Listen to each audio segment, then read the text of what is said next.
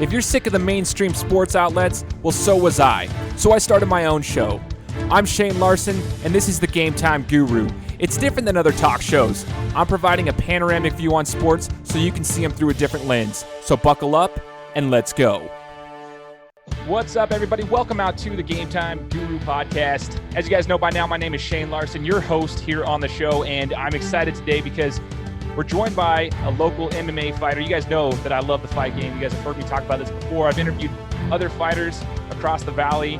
Todd Carlson, the promoter for Front Street Fights.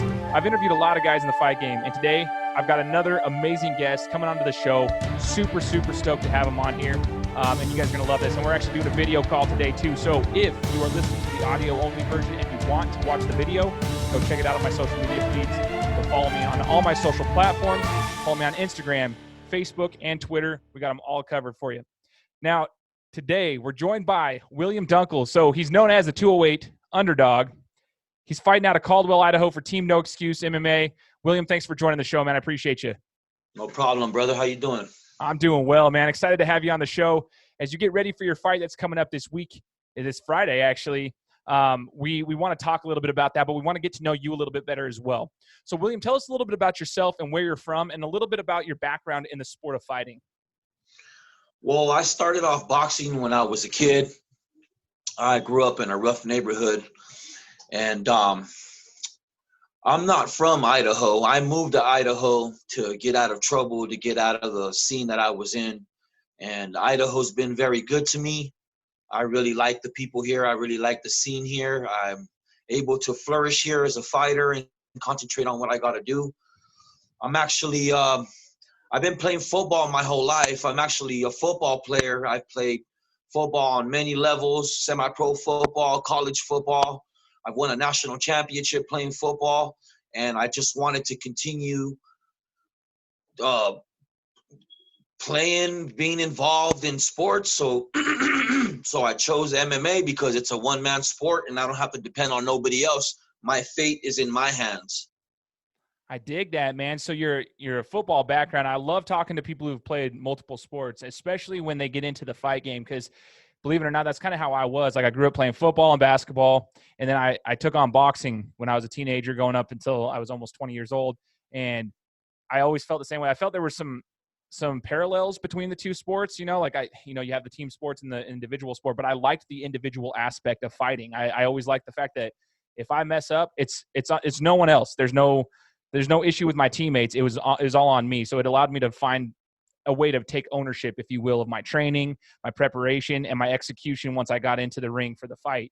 So I love hearing that you were a football player and you have that background. Now, William, one of the things that comes up, I've seen you fight before and I've heard it, and I'm sure you've heard it as well, is the age, right? So can you tell us real quick how old you are, the number, so that we can kind of bring this next question into play? How old are you?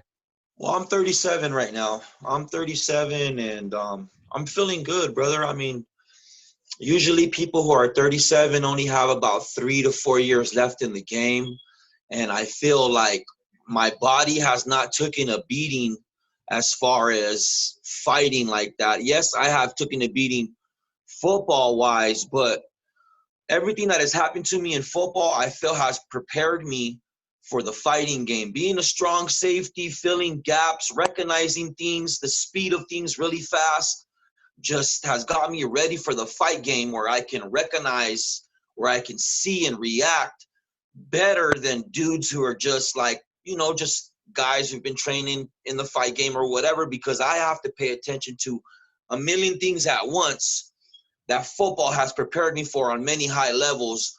And I mean, when I think about it, when I think about filling a gap, when I think about taking on a fullback, and I got to fight at 171 pounds, these guys are little to me, bro. Like, I'm fearless, and that's the way I conduct myself in the cage too.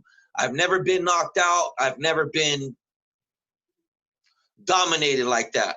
That's just something that's never happened to me, and I owe it all to football and all my coaches. And I recommend to all my friends who are football players, if you want to continue on thriving in sports, come to MMA. It's meant for us. It's violent and it's meant for us. That's how I feel. I dig it, man. I dig that a lot. And I love the fact that you just brought up, your body hasn't taken a beating in MMA so far. So the fact that you're 37 years old, that's just a number. And you're still really fresh as a mixed martial artist. You know what I mean? Yeah, you've had your beatings in football and such, but as a fighter, you're still feeling fresh. And I mean, from somebody like myself, I'm 31, but I can feel that my body's starting to it doesn't do what it used to, but I also don't train like I used to, don't take care of myself like I used to. But if you take care of yourself, which if you follow, which I do on social media, I can see that you're taking care of yourself. You train religiously, you prepare well for your fights. You're going to be just fine. So what do you say to the people that, always have to say something about your age? Because I hear every commentator make mention of it every single time you're fighting, because it's naturally going to come up when they pull up the tail of the tape and they put the side by side for both you and the opponent. They're always going to bring up, the age, because it's going to be right there on the screen. What do you say to the haters and those who act like that's a downside? There's a lot of haters, brother. I'm sure, man. There's a lot of haters.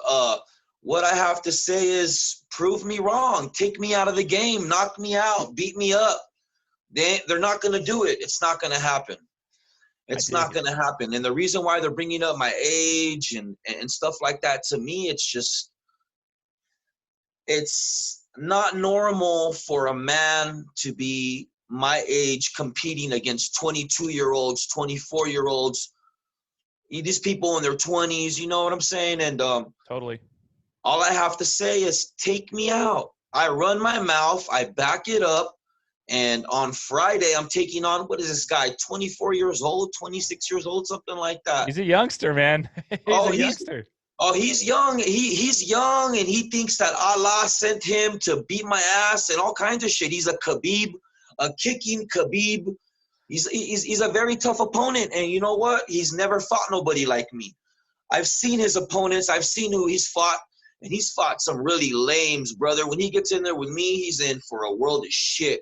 I'm putting him in the fight of his life, and I feel like everything that I've been through in my life, you're going to have to be more tremendous and more dangerous than that, because I'm ready. I'm ready to, I don't care if you're 22 years old. I don't care your age.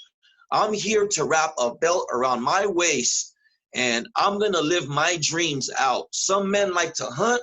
Some men like to fish. I like to hunt professional killers, and that's me.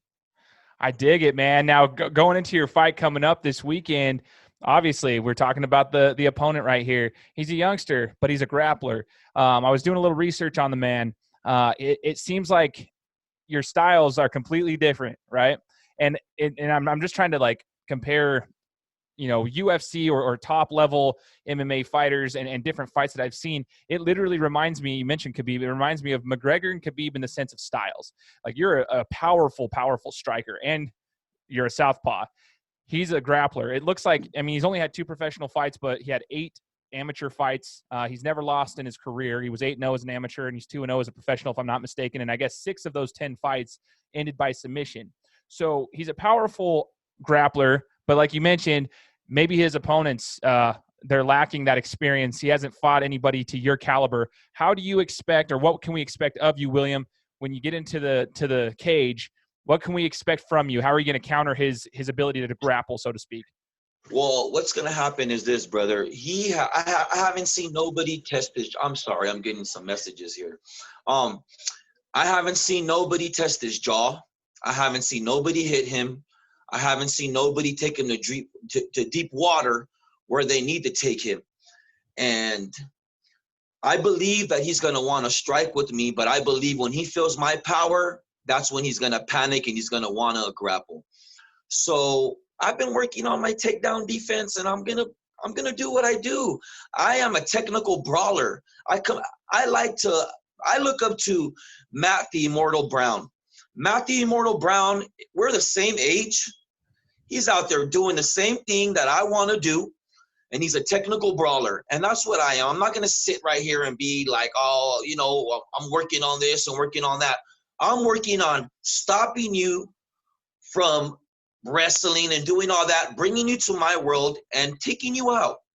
It's simple. The game plan is simple. It isn't got to be hard. You want to wrestle? I'm going to stop you. I'm going to knock you out. And that's where I'm at. I dig it, man. I love it. I love the preparation that you're putting into it. And I was just going to say, who do you look up to? That was one of my questions I literally have written down right here. You answered it for me right there. So I love that too. It's super cool to see, how you're preparing. And I respect the way that you do it because, some people will be like, well, I'm a Muay Thai fighter, so I'm really practicing on this or that. And they single out certain things. And I think that's good to an extent for some fighters. But I also respect the fact that, you're widespread and you understand that you're just going to have to go in there and fight. Because at the end of the day, you're going to get in there and you're going to have to fight. So you're going to being a technical brawler is awesome. I love that, and I respect the heck out of you for that. Now, tell us a little bit about your training, William. Like, what does your training regime look like? Do you work all day? You train at night? You train in the morning? Work all day? How does it work for you? And how have you been able to be so successful so far in your career? Well, you mentioned his amateur record. My amateur record is 8-1. I've knocked out 8 people in a row. The only guy to beat me was Emilio Trevino, and he's undefeated in the LFA here in the Valley. He's a good friend of mine. So he's a monster, actually. So he is a monster, and we fought, and it's on YouTube too. He didn't throw one punch on the feet because he didn't want to jeopardize the win. He did what he had to do to win, and I respect that. And he's a good friend of mine.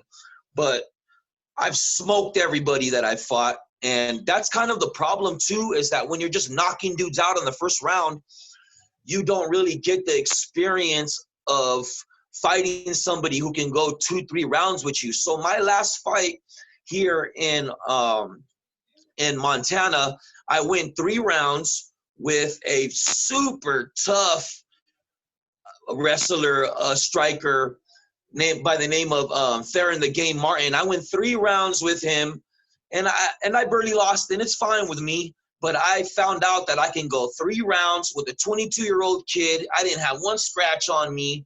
He never mounted me. He never submitted me. He never took my back. He never took my leg. Everything he did, he didn't do. It didn't happen. It didn't happen. And I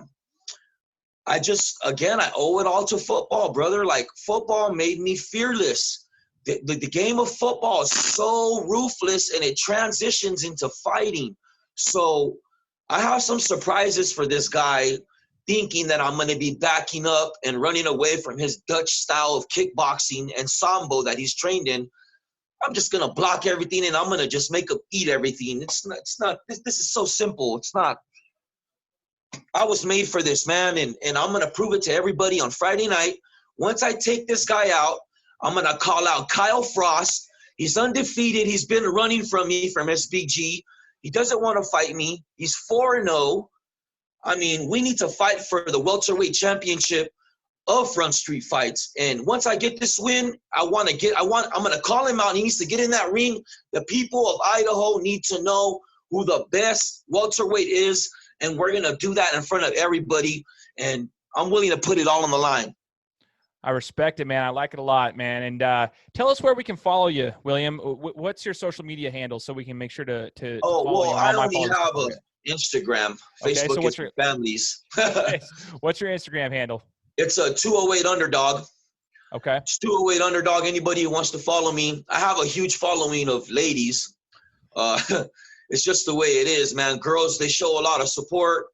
And all my lady fans out there, man, I nothing but love for you guys.